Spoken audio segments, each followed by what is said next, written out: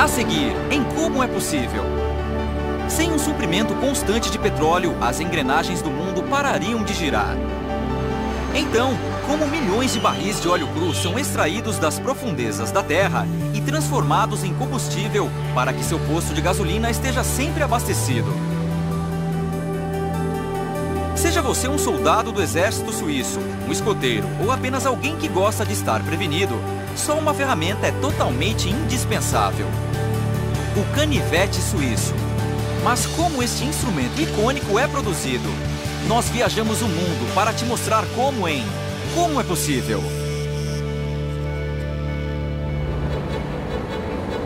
Se há um combustível do qual dependemos para manter as engrenagens do mundo moderno girando, é a boa e velha gasolina. Diariamente, cerca de 800 milhões de veículos consomem 7 bilhões de litros de gasolina. E nossa sede insaciável só faz aumentar. Manter este líquido altamente inflamável em circulação é um negócio incrivelmente complexo e potencialmente arriscado, que exige uma mistura de engenharia brilhante, conhecimento químico e do bom e velho trabalho braçal. Então, como é possível?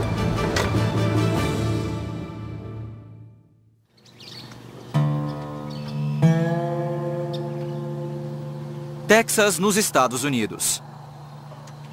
Pela cara desta paisagem quente, ampla e deserta, seria perfeitamente normal pensar que se trata de um fim de mundo qualquer. Mas, na verdade, esta é uma das áreas mais ricas do mundo, pois o Texas é o lar da indústria petrolífera americana.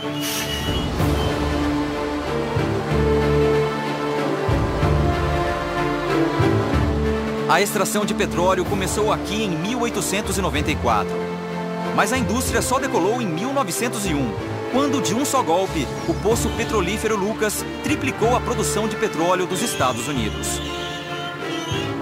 Desde então, cerca de 60 bilhões de barris já foram extraídos do solo texano. E se as empresas petroleiras não erraram as contas, ainda mais de 10 bilhões de barris embaixo da terra. O líquido negro, viscoso e mal cheiroso que eles procuram é o óleo cru, o material bruto necessário para a fabricação de gasolina. Ele se formou a partir dos restos mortais de pequenas plantas e animais marinhos durante o período Permiano. Graças à ação do calor e da pressão, eles foram transformados 250 milhões de anos depois em uma das principais fontes de energia do mundo. Ouro negro, chá texano, o melhor do mundo. Cheira a ovo podre e cheira a dinheiro também.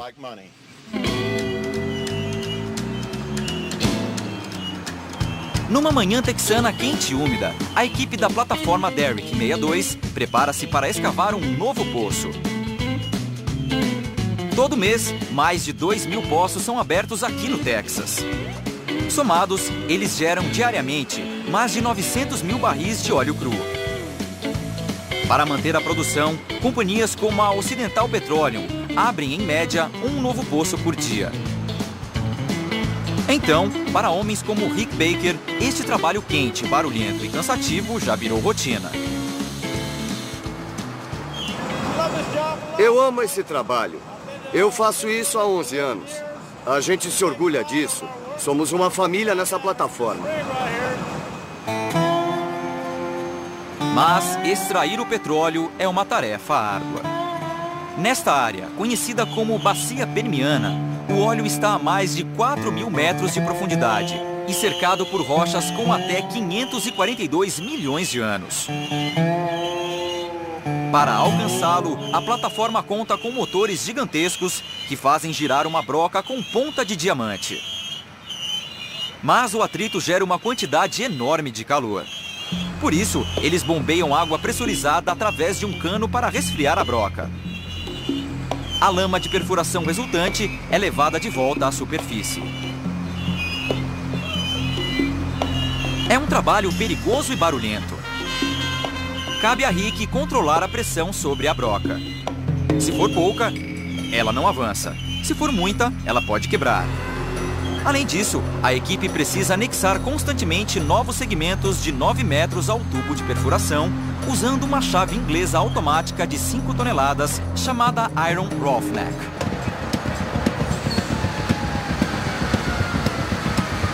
Com a broca avançando cerca de 5 metros por hora, esta tarefa árdua tem de ser repetida a cada 2 horas, 24 horas por dia.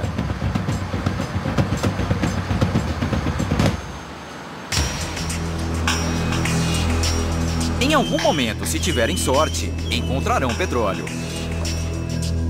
Inicialmente, a pressão do óleo soterrado o empurra através dos pequenos buracos do tubo, trazendo-o até a superfície. Mas essa pressão natural não dura para sempre. E para manter o óleo cru fluindo, eles precisam de um destes. Isto é uma unidade de bombeamento chamada cavalo de pau. O movimento circular do volante é convertido em movimento vertical. E como uma enorme seringa de aço, ele suga o petróleo até a superfície. Espalhados pela vastidão das planícies, os insistentes cavalos de pau coletam o ouro negro do Texas. Mas estes campos de extração estão muito longe de onde o petróleo é necessário. Por isso, uma série de bombas o empurra através de um oleoduto, numa jornada de 1.000 quilômetros até o outro lado do estado.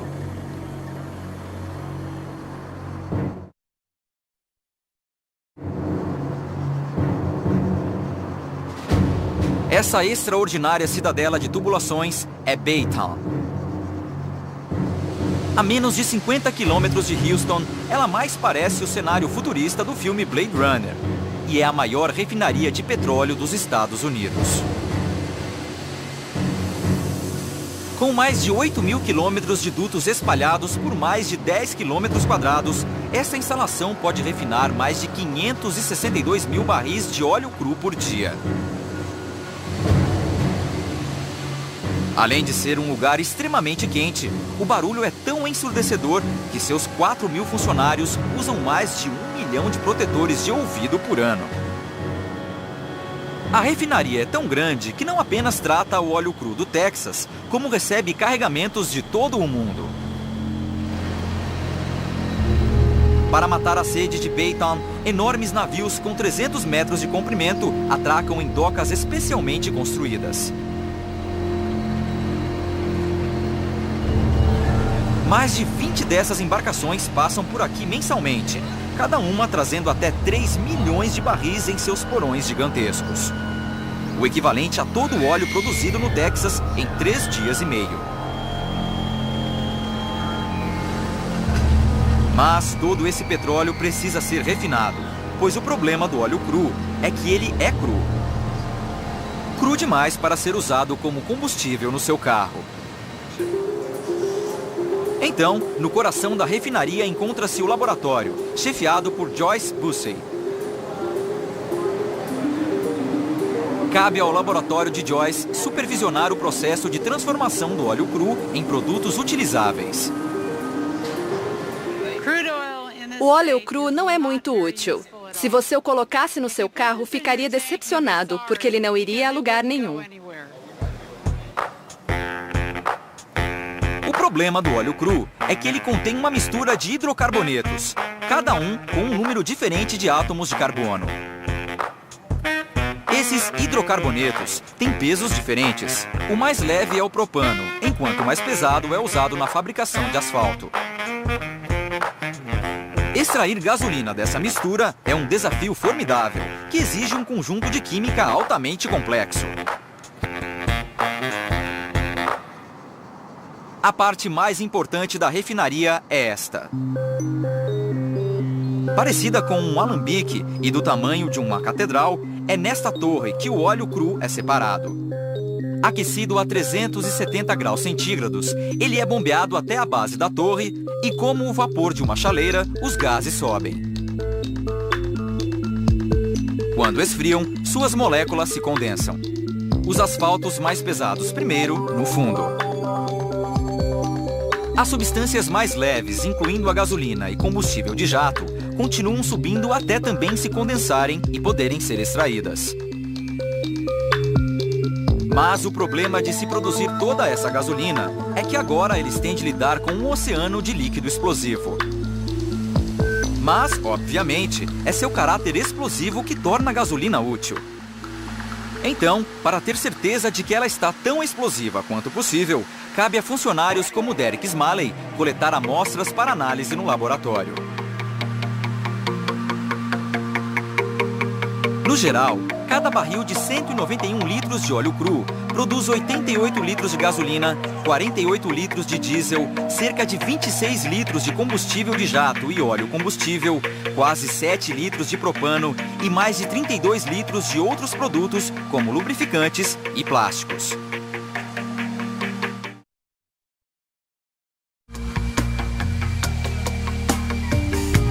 Após um passeio agradável de bicicleta pela refinaria, economizando combustível, Derek chega ao laboratório para entregar suas amostras a Joyce Bussey.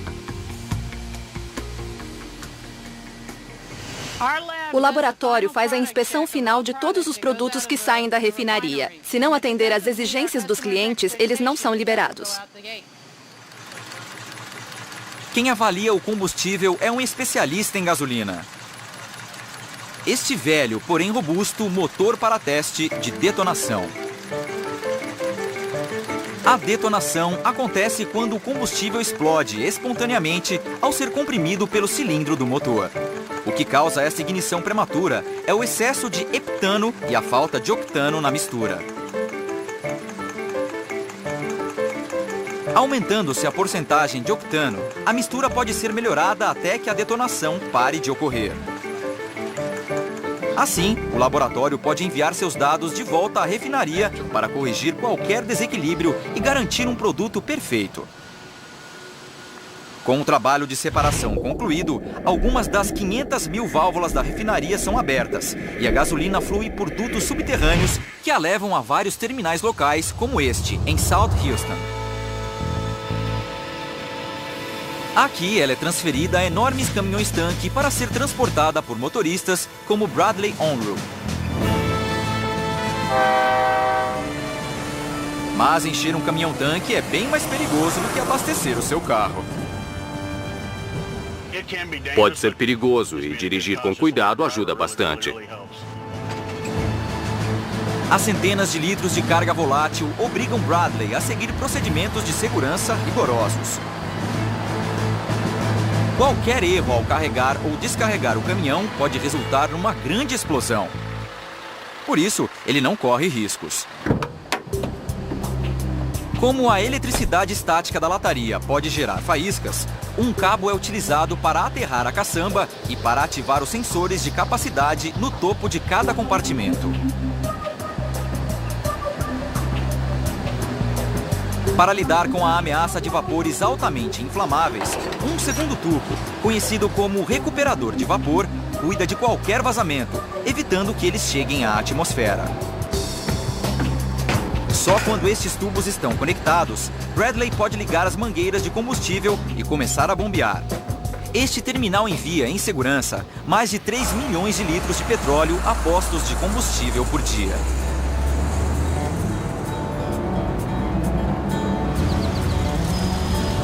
Transferido para o enorme reservatório do posto, o petróleo está finalmente pronto para ser usado.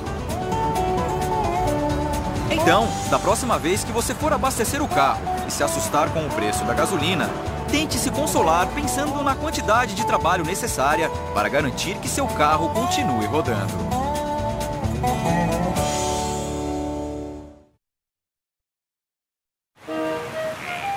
É o fim do verão nos Alpes austríacos. E Thomas Hofer vai se distrair pescando por algumas horas. Como ele está otimista e espera fisgar um peixe grande, não trouxe muita bagagem para poder voltar carregando um pesado jantar. Tudo o que ele leva é sua vara, uma bolsa pequena e um canivete. Mas não é um canivete qualquer. É a ferramenta de bolso mais famosa do mundo. O canivete do exército suíço. A Suíça, famosa por suas lindas montanhas, seu queijo furado e seus relógios cuco. Mas a pequena cidade de Ba é famosa por outro motivo. Ela é o lar da Victorinox. A Victorinox começou a fabricar facas para o exército suíço em 1891. Cento e poucos anos depois, esta fábrica produz 28 mil canivetes por dia, para não mencionar 90 mil unidades de outros tipos de facas e ferramentas. Urs Weiss cuida do marketing de seu famoso produto. Este modelo foi o primeiro.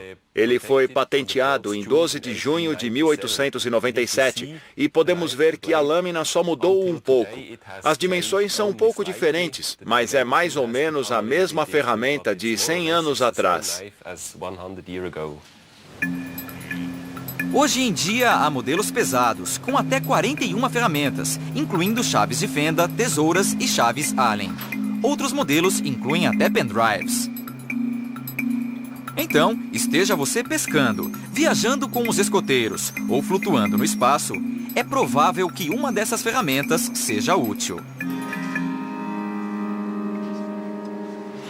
O único problema para os funcionários da Victorinox é produzir os canivetes rápido o bastante.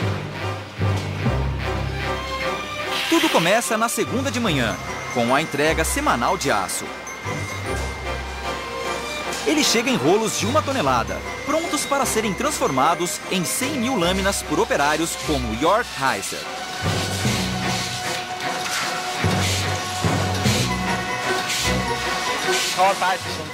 Eu trabalho aqui há 10 anos. Eu gosto muito. Eu já fiz milhões de peças, mas não sei o número exato.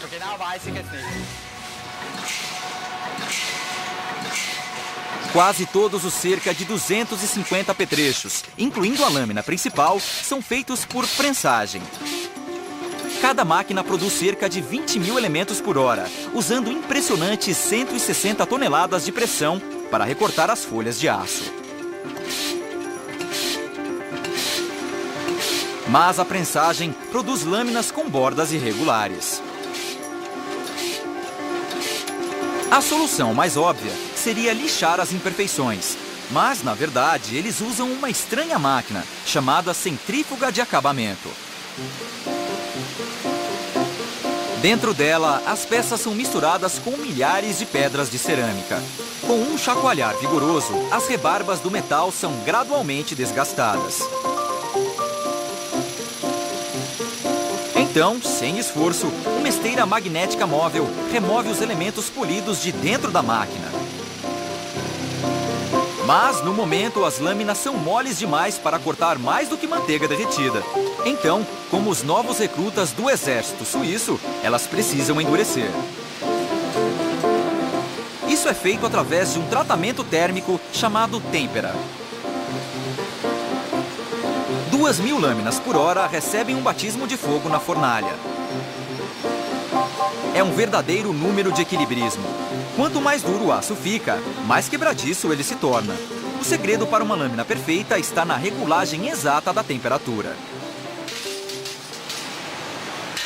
Em seguida, a espessura das lâminas precisa ser ajustada com absoluta precisão.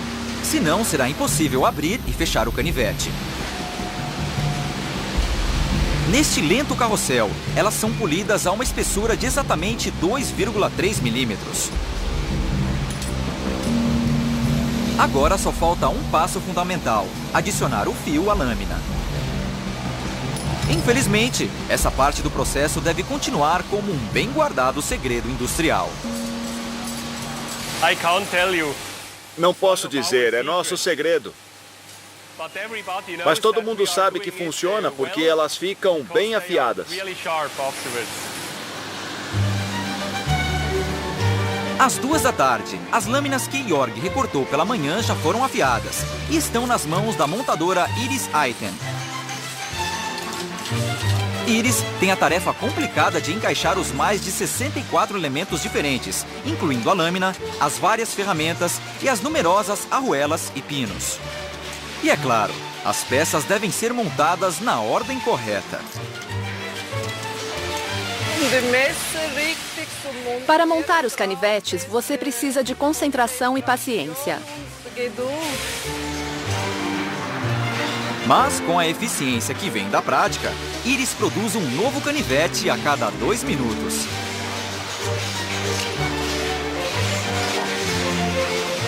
Agora só faltam os toques finais, incluindo o inconfundível estojo vermelho, o logotipo do exército suíço, uma pinça e o importantíssimo palito de dente. Por fim, cada canivete é limpo e vistoriado manualmente, antes de ser considerado digno de habitar o bolso até do mais meticuloso general suíço. E, é claro, dos aprendizes de pescador. A 400 quilômetros dali, Thomas tem a chance de pôr seu canivete para trabalhar quando retira o anzol. Antes de usar seu apetrecho favorito para fazer a única coisa de que gosta mais do que pescar.